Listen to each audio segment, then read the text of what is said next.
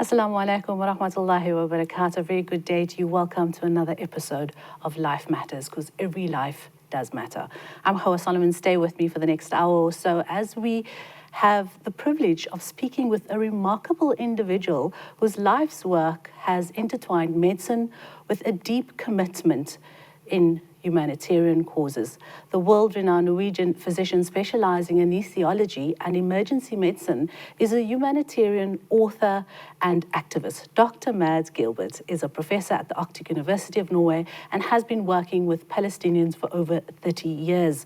Dr. Mads Gilbert has been in the Gaza during all the major bombardments in 2006, 2009, 2012, 2014, delivering life-saving trauma care mainly in the recently bombed al-Shifa hospital, as well as al-Mustafa al-Quds hospital where he teaches. Dr. Gilbert is the author of several books on Gaza, including Night in Gaza and Eyes on Gaza. Today we will be exploring his unique perspective on the intersection of healthcare and humanitarianism and the ongoing challenges in Gaza. We aim to explore Dr. Mads Gilbert's experts, insights and perspectives on the healthcare challenges in Gaza and his long-standing commitment to providing medical care in this region. A very good day to you, Dr. Mads Gilbert. Thank you so much for joining us. Welcome to our studio. Shukran Iktir, and thank you for having me. Awesome, Assam, Afwan, mashallah. You're getting ready with the jargon and you're doing well with it, alhamdulillah. Sure, I have a few Arabic sayings you got used slogans like Bukra fil mishmish. Mashallah, mashallah. Talk to us about your tour thus far. You've arrived in South Africa just a few days, and I know your heart is in Gaza, and that's where you want to be. What was your experience? What has your experience been like thus far in SA? Well, I came down because I was invited by some very nice activists who have organized a tour, a hectic, very rock and roll tour around many cities and many radio stations, television stations, but most of all, to meet the activists, the people who are changing the world, those who stand up and say, I can do something and I will be active. And yesterday we had a meeting here in Johannesburg. I came yesterday morning with a night flight from Cairo, and it was more than 1,000 people. Very impressive. And I listened to the speeches of the old really fighters against apartheid, Ronnie and the labor fighters and the BDS people. So, and it's been extremely hectic. I don't know how many interviews we've been doing, but that's why I'm here. Can't keep count anymore. Yeah, we lost count. And I came down because I've been waiting in Cairo for 4 weeks to get into Gaza. And I think people should understand that this is just one little example of the cruelty of the Israeli occupation and the siege of Gaza. We are so many teams from so many different organizations that are actually just standing and waiting to get in. Why don't we get in? Because they have completely sealed off Gaza. Water, food, fuel, electricity, medical supplies, anything you need for life has been sealed off. And also the international help has been denied access. What is this? So that's what we're going to be talking about, Dr. Gilbert. Tell us, you've been providing medical assistance in Palestine since 1981. Can you share what initially engaged you to do this work? How was your role? What was your role involved in for all these years? And how has that feeling left you? I've always been a political human. I grew up in a liberal home. My mother was a very staunch fighter against apartheid. So I grew up as a child. We never had South African fruit cocktail. All my other friends had it. We never had it because it was during the time of apartheid. And we should not have that, she said. And she explained to us the injustices of the world. So I guess I got a little bit in with my mother's milk, the understanding of being responsible and committed, not only to your own daily strifes, but also to be a citizen of the world. And then I was not very sure what profession to choose. I started with veterinary medicine, actually, and did 1.5 years of that. And then I changed to medicine because I wanted to work with people. And then being a political activist, I thought, well, I have to take a specialty and I have to make some sort of practical adjustment so that I can be useful for people who struggle against injustice. Yeah. And then, of course, it was a long medical education and specialization. I'm a specialist of anesthesiology and emergency medicine. And I have been working in the global south since 81. And I started with the Palestinians. I've been working with resistance in Burma. I've been working in Cambodia, in Angola, and many places. But my heart, I think, has been mostly filled with the Palestinian cause. And that was because I experienced, as a young doctor, the atrocities perpetrated by the Israeli occupation forces, also against the people of Lebanon in 82, when they invaded Lebanon and they went all the way up to West Beirut, where the leadership of PLO and Fatah was, Abu Ammar, Yasser Arafat. They encircled and besieged West Beirut. They cut the water, they cut the power supply, they cut the food supply, the medical supplies. We had to be smuggled in under a rug in a car, in the backseat of a car. We went to Syria and all the way down. And then I was in the bloodshed, in the bloodbath, in the atrocities of the Israeli bombing of West Beirut in 1982. And I never, ever forgot it. And I also met Palestinian leaders. I started to understand the depth of the Israeli colonial project and the burdens and the very heroic struggle of the Palestinian people at large. And at that time, you know, what is Hamas today was PLO. So then the Israelis were going to kill all their leaders. And actually, they went up to Beirut in order to finish off the Palestinian resistance. And they didn't manage that. You know that story, of course. But I understood that being a doctor also implies choosing side with the oppressed. Okay. And a doctor and a nurse and a paramedic should always choose the side of the patient. And the patient may be an individual, and our ethical stand is always to be on the side of the patient, the family, the village, the city, the people. But we are not neutral. This idea about medical neutrality is a way to include the medical community into some sort of political power. Yeah. Of course, I'm always neutral with regards to the individual patient. Yes. If I was in Shifa today, or maybe not today, but yesterday, and there was an injured Israeli soldier, I would, of course, have treated that patient just like I treated a Palestinian child. Sure. But I choose to go to Palestine and not to Israel. And that's a political choice because I want to be on the side of those who really face the oppression. So having worked in Gaza during successive waves of Israeli attacks, what are the most pressing challenges you've encountered looking at providing emergency care in such a conflict-ridden area? This is not a difficult conflict. This is a difficult occupation. And we have to stop using the word conflict, because conflict implies some sort of a disagreement in a way that we can solve. But the Israeli occupation of Palestine is such a fundamental injustice that has to be understood as the root cause of all the other elements of problems within healthcare. So in healthcare, I think the most pressing problem the last 16 years has actually been the Israeli siege on Gaza. And I travel to Gaza 2 to 3 times a year. I teach medical students, I do research, I follow up on the patients I've been happy to treat together with my Palestinian colleagues, and I treat patients during the bombardment. So my experience is not only this war-torn situations with blood and life-saving surgery, it is as much being a part of the Palestinian society. And I've seen through these 16 years how extremely cruel this siege has been. So for the healthcare system in Gaza, it is a big problem that they have not been allowed to develop. Take one example, cancer. You know that the Palestinians in Gaza are not allowed to have radiation therapy? Sure. Probably didn't know that. But that has major consequences, because modern cancer treatment, it is IV oncology drugs, you know, cytostatics, and it is surgery. And then the third thing is the radiation. They don't have that. Sure. So for a woman with breast cancer in Gaza today, her 5-year chance of survival is around 62%, meaning almost half of them will die. In my country, the 5-year survival probability from breast cancer is a good 97%, meaning everyone is surviving. The same in Israel. What is this? It's medical apartheid.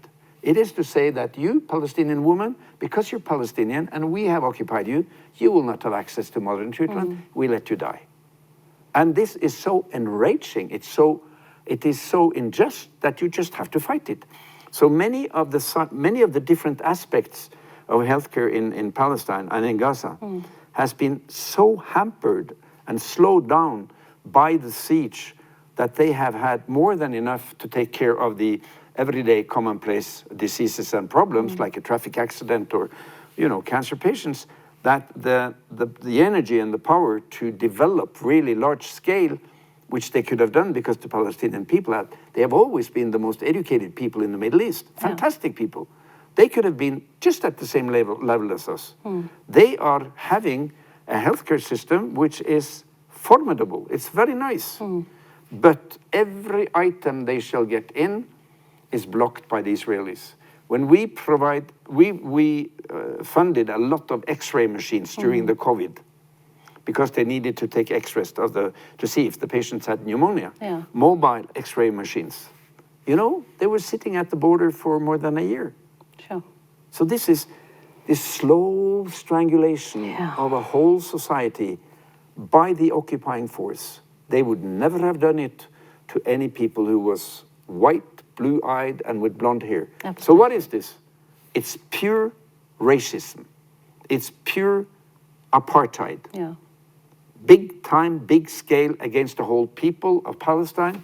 And as your brilliant, fantastic leader, Nelson Mandela said, he said, our freedom is incomplete without the freedom of the Palestinian people. And he was so right. Absolutely. Dr. Mads Gilbert, we're talking to him in conversation with in the topic of humanitarian and practicing medicine in this time of, as he mentioned, it's not a conflict, but there's things happening, and the world is called a genocide as well. But we talk more with Dr. Mads Gilbert after the short break. Stay with us, so don't go anywhere.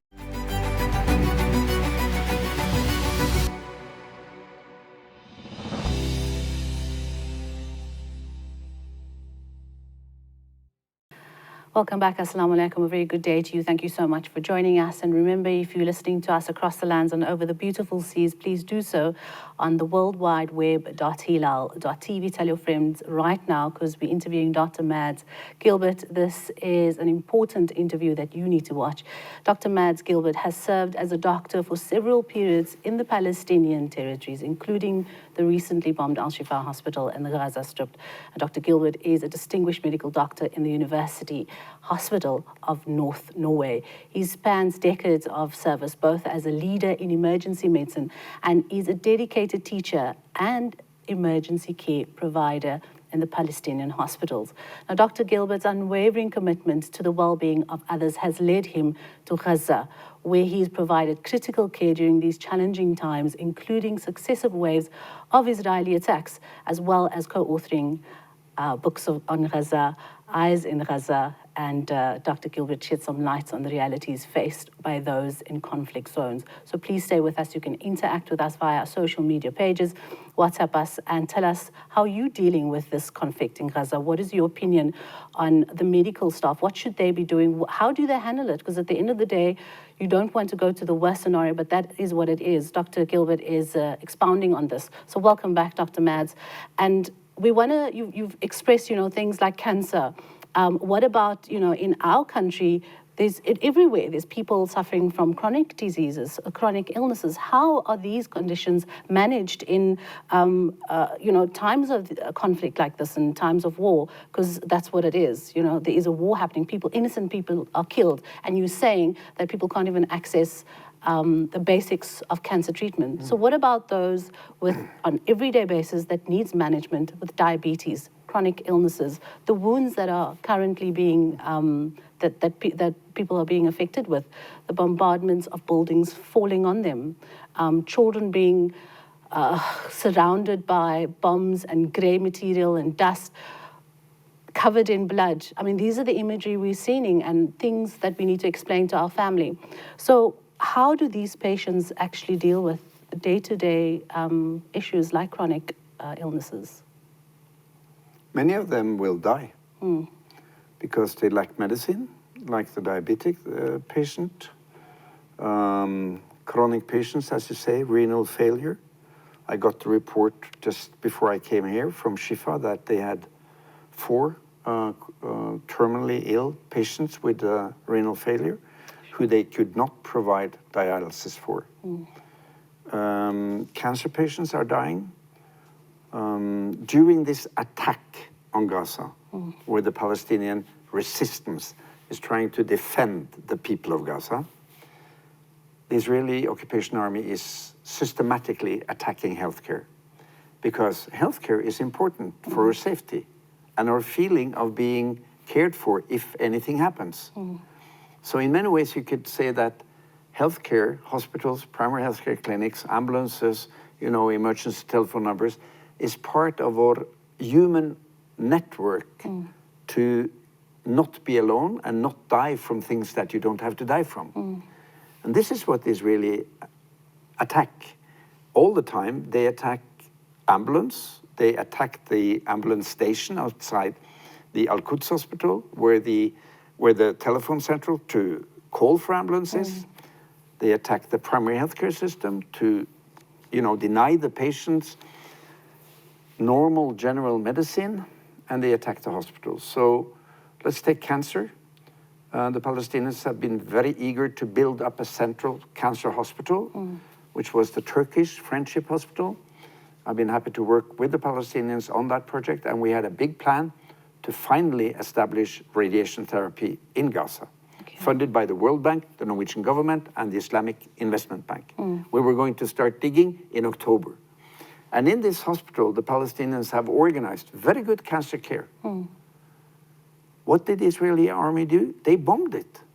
They bombed a cancer hospital. They didn't even bother to say it was a command center and a hole, you know, for the terrorists, as they've been saying about Shifa. Yes. They just bombed it. And my good friend and my mentor, Dr. Sobi Skeik, a brilliant doctor who was the leader of Shifa for many years, and he was my leader during the attacks in 2009 and 2014. Instead of retiring, he said, I can be the director of this new cancer hospital. He was in there with his wife, and there were 70 cancer patients and 18 evacuated war trauma patients from Shifa. The tanks came. This sacred place, this cancer hospital, was attacked and bombed and shelled by this occupation army. And some of these cancer patients were so sick that they were depending on daily medicine and daily treatment. When they destroyed the hospital, they didn't completely take it down. It's still standing, but they took the 2 upper floors and they cut the electricity. Then you cannot mix the drugs that cancer patients need. And within a few days, I think 4 of these cancer patients died. They died because somebody wanted them to die. Life matters. This is not an earthquake. This is not a flooding. This is not a natural disaster. This is 100% man-made. It's meant to say these lives do not matter.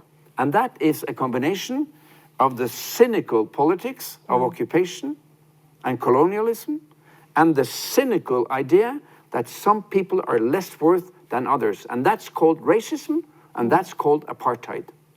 And that's what we're seeing. We cannot only discuss this slice of thing that is Shifa. We need to understand the overall attack on the Palestinian healthcare. And I'm a scientist, I'm a professor, so I'm concerned with numbers. And every second day, the UN is actually giving out these flash updates with all the numbers. And this is the United Nations. And 2 days ago, they came out with this Gaza Health Cluster meeting, this one.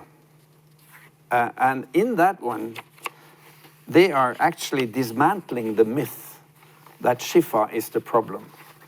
Because UN is actually showing in this graph that for the last 4.5 weeks, from it started, the Israeli occupation army has attacked 152 different health facilities in Gaza. Ambulances, hospitals, primary healthcare clinics. 152 attacks. Where's the world media? Where's the mainstream media in covering this? In the West Bank during the same period, 158 attacks. And they have killed 198 health workers, my colleagues. They have killed some of my students. Maysara Al-Rayas, a brilliant young student, now a medical doctor, specializing in pediatrics. He went home to his family in Gaza City to try to sleep. His father, his mother, his 2 sisters, one of them with 3 kids. Maysara, a beautiful young Palestinian. In the night, the Israelis bombed their home and killed all 8 of them. 2 of his brothers were not in the house because they were out searching for food for the family. Sure. The next morning, they started to dig in the rubble because they hoped that they could be alive, some of them. The Israelis came back with a drone, probably, and killed both the brothers too, plus 1 rescue worker. So this family was targeted. This family completely eradicated 10 people. And if you look at that sheet, there is a number of how many families that Israeli attack forces have been killing. It is more than 1,000 families that have been completely erased. So actually, there's been 152 attacks on healthcare, not only Shifa, and this graph shows how the number of attacks have increased through these 4 weeks. And also, they show in this graph, I'm sorry, numbers matter. It does, because you know what, Dr. Gilbert, at the end of the day, Western media is portraying numbers that are supposedly incorrect because they're coming from Hamas. And then only their numbers from the Israeli side matters. So who's telling the truth and who's not? And who do you have to believe and who's not? If they're saying Hamas is, a terrorist organization and we shouldn't be taking information from them. This is the word on the media. They're saying that their base is in healthcare, is in the hospitals. Well, how much truth is in that? How do we believe, as a professional, as a doctor, as a physician? What truth is in that? Would you ever believe somebody who is killing 6,000 children in 4 weeks and claim that that is defense of your country? Would you ever believe somebody who has strangulated 2.2 million people through 16 years of siege and repetitious bombing? Would you trust them to talk truth to you? No. Yeah. And I'm so sick and tired of this Hamas stuff. I don't talk about Hamas. I talk about the Palestinian resistance, but that's what it is. Same as you had ANC, you had many different organizations who joined in the struggle against colonialism and apartheid in South Africa. Precisely the same as the Palestinians do. You have Jihad, you have PLP, you have Hamas, you have Fatah, you have all different organizations. And I don't support Hamas, I don't support Fatah, I don't support Jihad. I support the Palestinian people and their right to resist occupation, colonialism and racism. That's what I do. And I support their right to resist with weapons, which is anchored in international law. You have to protect yourself. We're chatting to Dr. Mads Gilbert in studio with us. We continue this conversation on practicing medicine in a time of conflict. More just after this. Stay with us.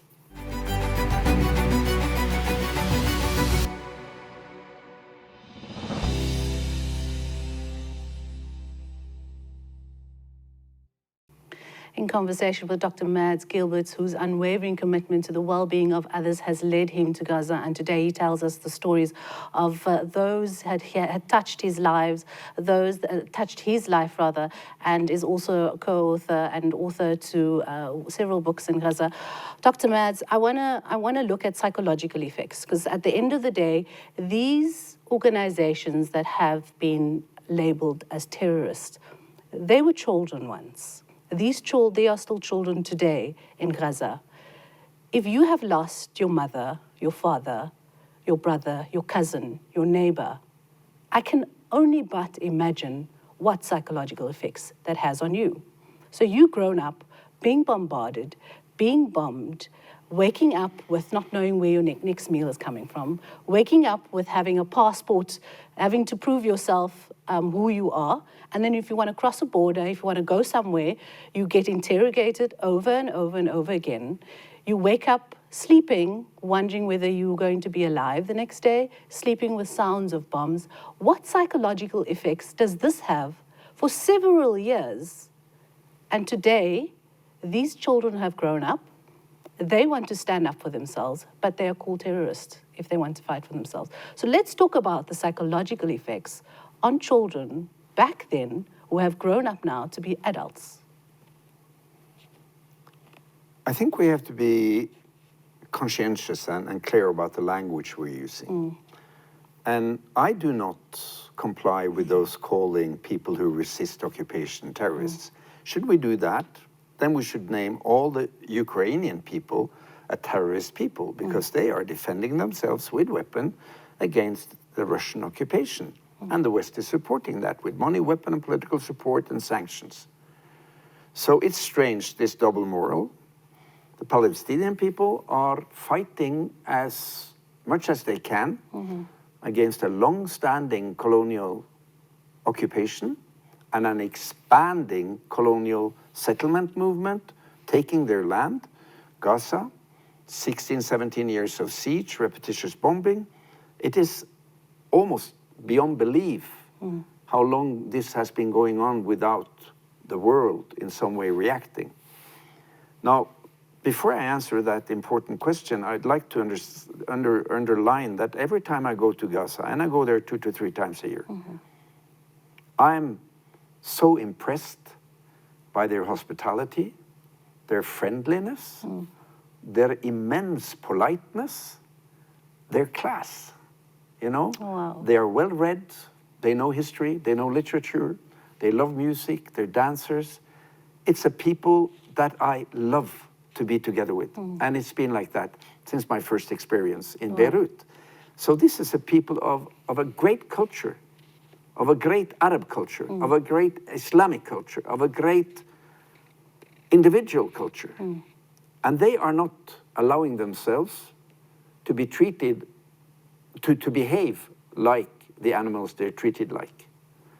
They stand tall in their dignity, and I used to say that the Palestinian people in Gaza and the West Bank, they are carrying our dignity on their shoulders. Absolutely. Because they show us what it means to be a human during hardship. My 2 favorite words in the language is love and solidarity. And I can get to those 2 beautiful things in Gaza during hardship precisely because what is at the center of the values when you meet Palestinians, it is those 2 human values. But also, they have the right to resist. And they are not surrendering. They have this virtue in the Palestinian people, which is called sumud, which translated means steadfastness.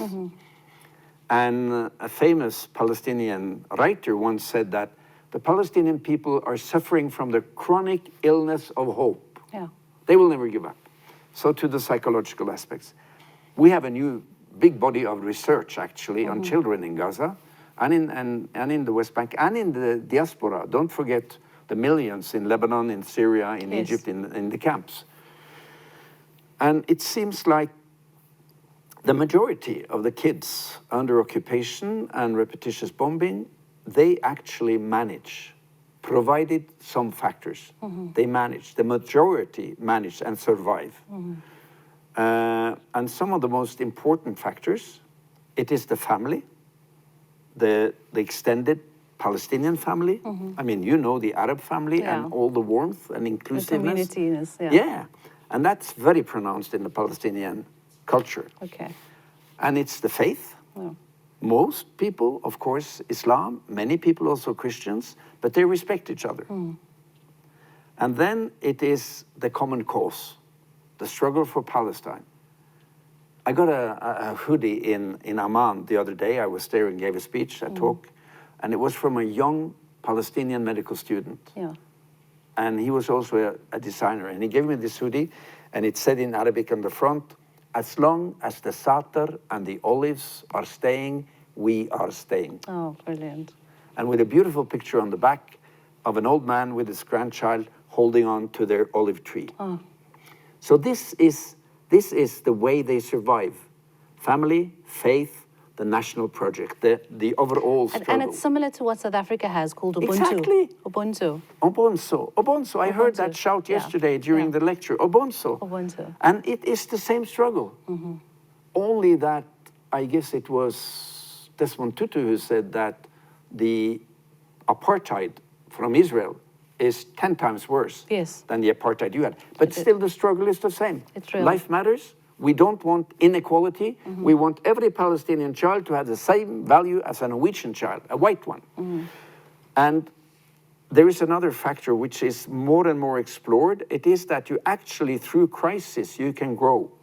It's called post-traumatic growth. Wow. The West is always concentrating on PTSD. That you're becoming so weak and you're so suffering and you need 15 psychologists and you need to go to therapy for 20 years. You know? Palestine, Gaza, West Bank, they don't need, you know, cargo loads of well-willing psychologists from the global north. How has that affected you, though? What they need is respect. It is no bombing. It is to be together with the family. And it is to have their own country. That's what they need. That's the therapy of the root cause. Of course, there are children who need to be consulting somebody who can listen to them and help them. But by and large, they are actually managing quite well. I don't know about this last attack because that's been more gruesome than ever. The numbers, you know, during the last 4 weeks, the Israeli war machine has killed and wounded 40,000 Palestinians. According to the UN numbers. They have killed 12,000, among them 6,000 children killed and missing under the rubble. And they have wounded 28,000.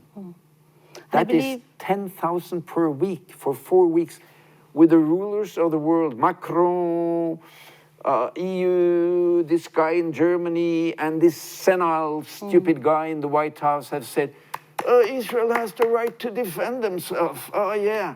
When did it become defense to kill 6,000 children? When did it become defense to bomb a psychiatric hospital and a cancer hospital?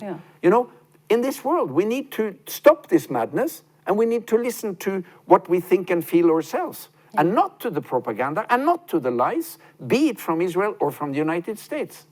I want to look at all of this and how it has affected your life as an individual. Because when you look at someone that's been bombarded, that's been not treated as a human, and you come in and you look at wanting to help them, wanting to leave a better Palestine, a better individual, but yet they're showing you an example of how better you should be. I grow.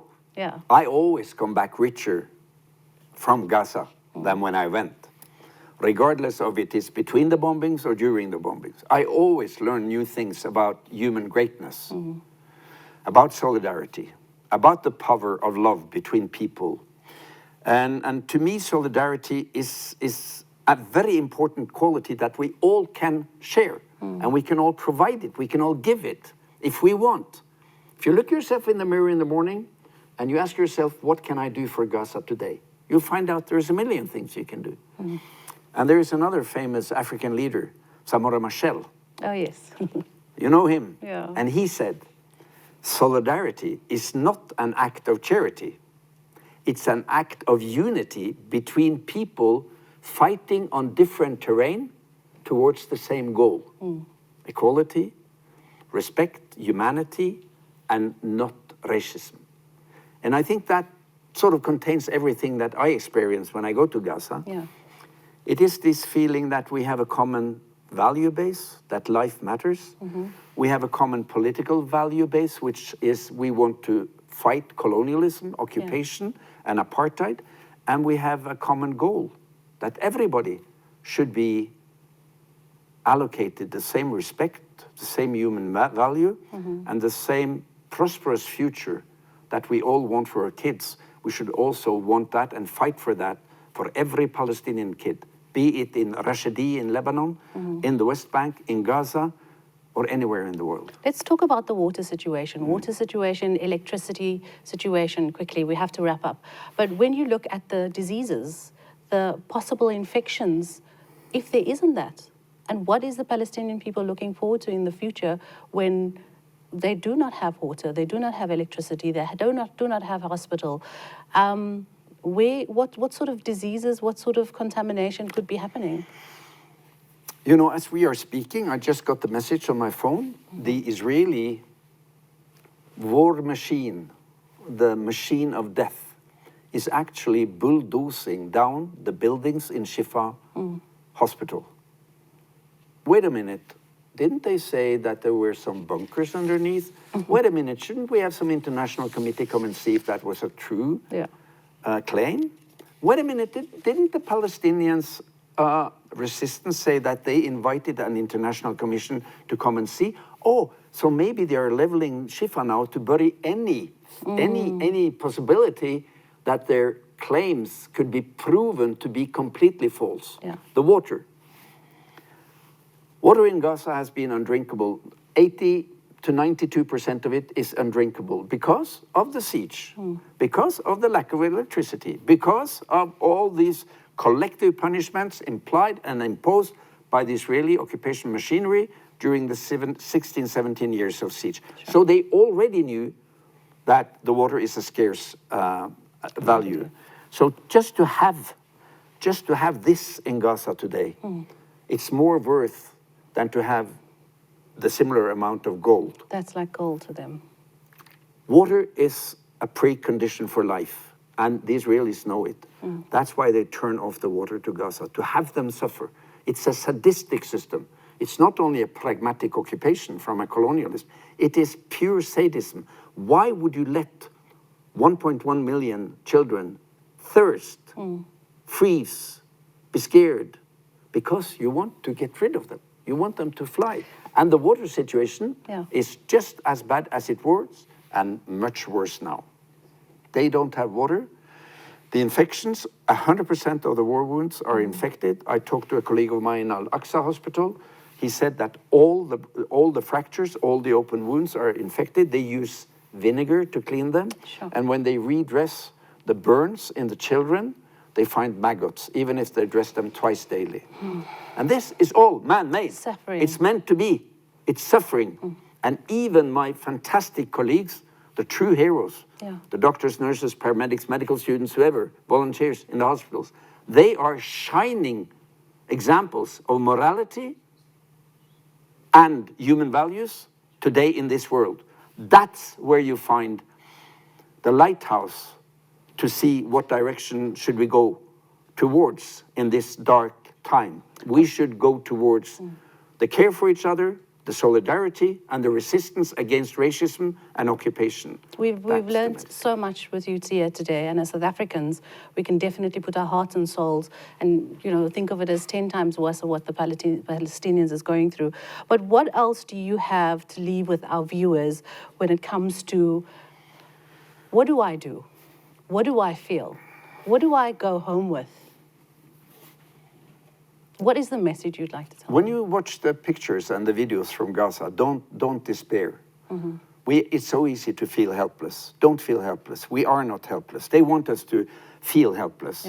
The rulers, the colonizers, they want us to feel like individual fragments. We can do nothing. Yes, we can do. We can do what you did during the fight against apartheid. Stand together, make alliances, organize yourself, get up in the morning and look yourself in the mirror and ask yourself, what 5 things am I going to do for Gaza today? And do it. Get organized, make a demonstration, write a piece of lyrics, write a piece of music, make a boycott, join the BDS campaign. Everyone can be active. And it is those million drips of solidarity that at the end of the day will hollow the stone and make colonialism, racism, apartheid break, and we will have a better world. Awesome stuff. Thank you so much, Dr. Mads Gilbert. It was an absolute pleasure having you in our studio here today. Thank you so much. I know time is short and you have to run off to another interview. I say one last word. Last words. I've learned it, and I say it all the time. Kuluna Gaza, it means we are all Gaza. We are all Gaza. Kulluna Gaza. Kulluna Gaza. We are all Gaza. Kulluna Gaza. We are all Gaza. Absolute pleasure. Afwan. Shukran kathir. Khair al-jaza to you as well. Enjoy the rest of your trip here in South Africa. We appreciate it. Really, we do. And keep strong. Keep that message going alive. From us here at Hilaal TV, thank you so much and goodbye. There we have it, Dr. Mads Gilbert. He's committed to talking to the people, being the voice of Palestine, and we thank Dr. Gilbert on expounding on his unique perspective of healthcare and humanitarianism and the ongoing challenges in Gaza. Dr. Gilbert's experiences and insights on the healthcare challenges in Gaza and his long-standing commitment in providing medical aid in the Palestinian conflict region. And we hope this show has educated and inspired many today. Next on Life Matters, we focus on the common skin conditions in children with Professor Carol Hilaal. She is one of a handful of pediatric dermatologists in the country championing as a leading specialist in baby and child skincare, and she's based out at the Red Cross War Memorial. That's the next show on Life Matters, because every life does matter. From myself, Gouwah Solomon, wassalamu alaikum and goodbye.